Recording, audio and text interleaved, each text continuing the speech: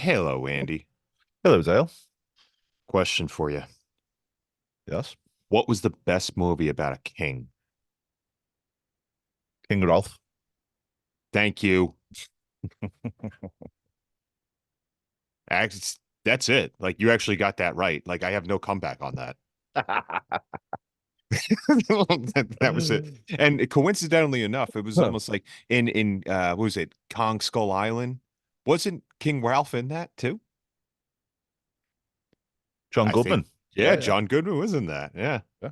So it was like a pair of kings facing off. It's a pretty decent hand in poker. But we're actually here to talk about another king, somebody that won King of the Ring once and was kind of like a last minute ditch effort to try and get somebody over in just a really weird way. We're talking about the iconic, the ever so loved, infamous rapper, kind of, with an MC. Actually, I'd never even heard this guy rap before, so I don't know what the hell they're doing. And we're talking about Mable. We're Yeah. talking about the many faces of the man. What's the first thing you think of when you think of Mabel there? Obviously, men on a mission. It's that's just for me. It's always that old Big Daddy V. Oh, look, we'll get that. You got two opposite spectrums there. But in between that 15 years or so, and I would say 14, 13, right? There was a lot going on for this guy. Okay. Before the Big Daddy V splash, no pun intended, came out there, men on a mission, even got the Macho Man rub on a music video. Then one of his first years here, and this is something you and I, when we were doing our reviews, we recorded them coming out as the Four Doinks with the Bushwhackers. And that was probably one of the most funniest types of, well, that was the best part of that Survivor Series, especially when you have Lex with Santa in there. So that's the second most comical moment. But we're here to talk about a tag team that came out in 1993, and then everything got dropped afterwards, and you tried to be a heel. So they surprisingly didn't win gold. He never won any gold, if I recall, unless Yes, it he was did. for, well, it was the Yes, he hardcore did. title, correct? Yeah, and he was WWF Tag Team Champions one time with Sermo. Was he a champion with Mo? Yeah, he was. Yeah, Why does Mo not get any love? I don't know. And then he was obviously King of the Ring as well. And just another one for you. He was ranked 49 in the top 500 single wrestlers by BWI in 1995. Who did he beat out? And give me the the five behind him. Give me a sec. You'll have to give me a sec for that one. All right. So while you're doing that, let's just put it out there. About a few months ago, I put out a video of when they were in Memphis, I think. And that's when they actually split up. Mabel and Mo split up on TV, and it was a good angle.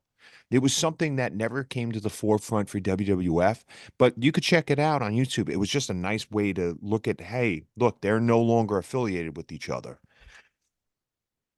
But he was Yeah, a good sire. he was a good squire.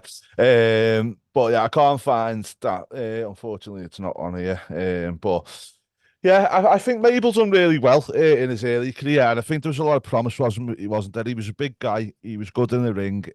Obviously, he was good from a visual perspective.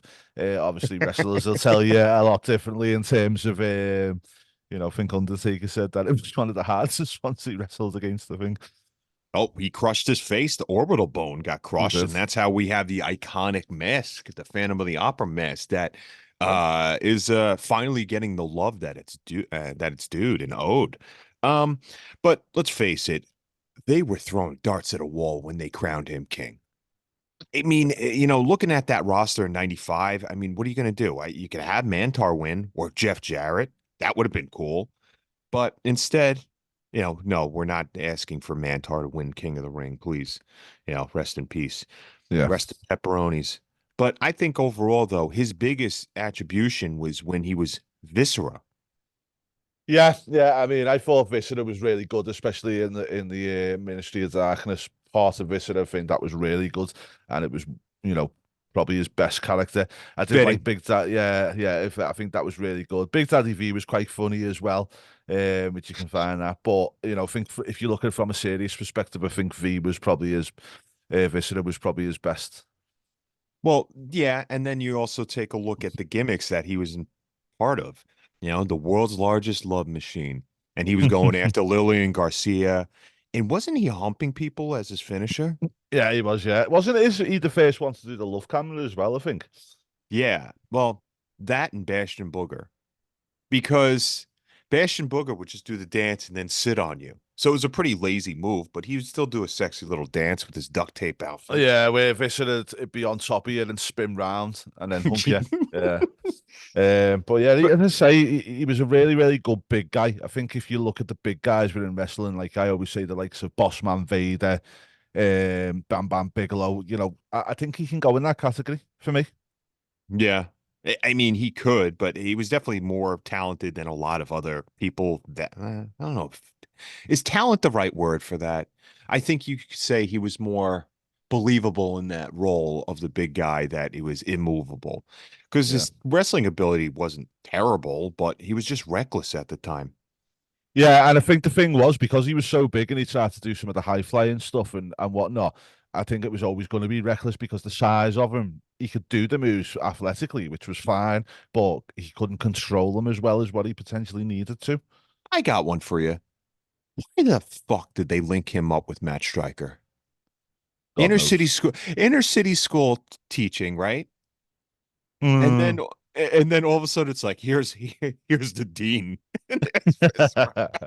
Well, unfortunately, it was a sad ending for Mabel or Viscera, whatever you want to call him. Let's call him by his proper name.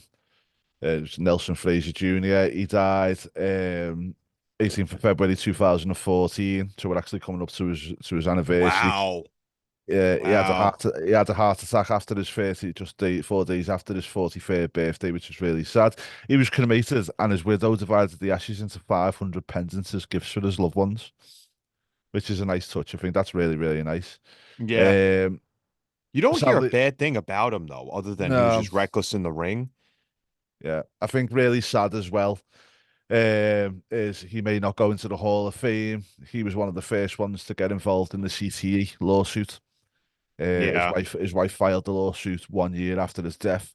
It was dismissed, sadly, but we know that there's been a lot of people that potentially should be in the Hall of Fame that haven't been because they were involved in that lawsuit. Sadly, Do you, that could be the same for him. yeah, but that's a good point though. Do you think that tenure would still outweigh that? Because we've seen, they welcome back anybody. They have, but WWE, if you actually look, they haven't had anyone back who was involved in the CTE. no, no, no. And that's Um, sadly, they've actually written off a lot of mentions of a lot of those people that have yeah, had those discrepancies against the Federation. yeah. I mean, one thing that hopeful is eventually it might come to pass where once that's all dealt with or whatever else, new owners and everything else, that might not be as bitter as Vince and these people actually getting where they should be. What's your But let's end it on a positive spin, all right? What's your favorite one of the favorite moments that you've encountered, or maybe something you and I reviewed back in the day? I think the What? biggest thing for Mabel always is going to be the Men on a Mission entrance. I always thought it was great, Mo giving it the beans and Mabel was just always bopping in the background, which And is always good. yeah, Yeah, I yeah, think that and also the King of the Ring, because I think at the time I remember watching that King of the Ring and I didn't think he was going to win it. yeah. It was quite a surprise that he won it at the time. So, because I think it was Bret Hart the year before, wasn't it? Owen. Oh, and sorry, and then Brett. So you look at them two Yeah. and you think, yeah, it was they were really good winners, and then Mabel just come out of nowhere, which in wrestling sometimes I actually like that. So Yeah. And then they put on the King gimmick and they're trying to they're trying to carry him through and you're like, "Whoa." Remember yeah, they carried him on a chair. I'd say that I love the fact that when he came back for the ECW brand and I think he came through a freaking chalkboard, if I recall, with Matt Striker as he's like the reinforcement and you're like, "Whoa." Like you knew who it was, but he looked mean. Like this was a guy you didn't want yeah, to fuck with. And that's what I liked about that too. When he came out there and he was just like, the teeth, the grill, and everything which he always had. And then you were able to see not really his nipples, but you were just like, what is this flabby? What did your son call him when he saw him when we reviewed the 2008 Rumble? The britches. He said, check yeah, out the britches on that. Yeah. yeah. That and one other funny moment is when 95 Survivor Series, he's facing Undertaker's team and he squashes Undertaker, and he does this little jig, and then all of a sudden Undertaker sits up, and it scares Mabel, and he runs out of the ring. He falls out of the ring and gets counted out. The guy did his job.